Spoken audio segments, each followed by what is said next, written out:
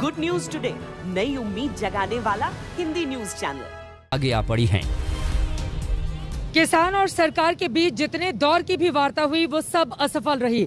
एक बार फिर से यहाँ पर किसान अपनी ताकत दिखाने के लिए तैयार हैं। 6 महीने के बाद विधानसभा चुनाव होने जा रहे हैं उत्तर प्रदेश में, लेकिन उसके ठीक पहले भारी तादाद में मुजफ्फरनगर में इस वक्त किसानों का जमावड़ा है। कुछ लोग हमारे साथ हैं, उनसे बातचीत करते हैं। किस तरह की तैयारी है आप लोगों की? मैं चाहूंगी हमारे कैमरा पर्सन इधर आए। आप बैठे रहिए। किस तरह की तैयारी है आप लोगों की? आज किस तरह से सरकार पर दबाव बनाने की कोशिश करेंगे आप? तैयारी तो ऐसी है जी, पूरा पंजाब हरियाणा पूरे देश तो मतलब इतना जोश भरा है, जहां तक देखोगे रोड जाम होया पड़ा, सब कुछ बंद हो रहा है।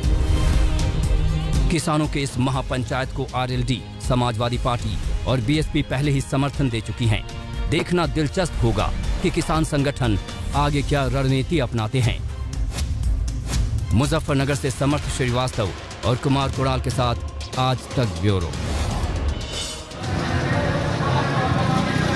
यकीनन जिस तरह की भीड़ उमड़ रही है, सरकार के लिए वो चिंता बढ़ाने वाली है, क्योंकि 403 सीटों पर विधानसभा चुनाव में बहुत ज्यादा समय बाकी नहीं है। और 2017 में भारतीय जनता पार्टी ने 312 सीटें अकेले जीती थी, जबकि एनडीए को 325 सीटें आई थी। ऐसे में अब क्या करेगी सरकार? क्या किसानों से एक बार फिर से बातचीत शुरू की जाएगी? क्या बीच का कोई रास्ता निकालने की कोशिश की जाएगी? बहुत सारे ऐसे सवाल हैं जिसका जवाब तलाशने के लिए सीधे रुख कर लेते हैं। समर्थ श्रीवास्तव मेरे सहयोगी इस वक्त हमारे साथ जुड़ चुके हैं। समर्थ, जिस तरह की तस्वीरें सामने आ रही हैं, पूरा का पूरा मैदान खचाखच भरा हुआ है। देश के अलग अलग हिस्सों से किसान यहाँ पर पहुंचे हुए हैं, लेकिन खासतौर से उत्तर प्रदेश के किसान भारी तादाद में आए हुए हैं। ऐसे में इस भीड़ और इस ताकत के जरिए किसान क्या बड़ा मैसेज देने की कोशिश कर रहे हैं और आसपास किस तरह की तस्वीरें आप देख रहे हैं, जरा बताइए हमारे दर्शकों को।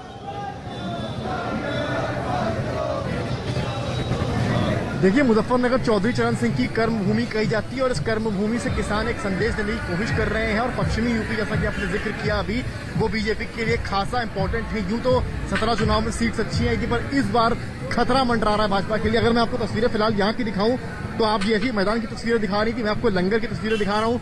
यहाँ पर लगातार लंगर बट रहे हैं, यहाँ पर पूड़ियां बन रही हैं, यहाँ पर छोले चावल बट रहे हैं और जो किसान हैं वो बढ़ चढ़ कर यहाँ पर आ रहे हैं। और इतने इंतजाम यहाँ पर लंगर में किए गए हैं कि किसी को भी कोई दिक्कत ना हो, किसी को भी खाना कम ना पड़े।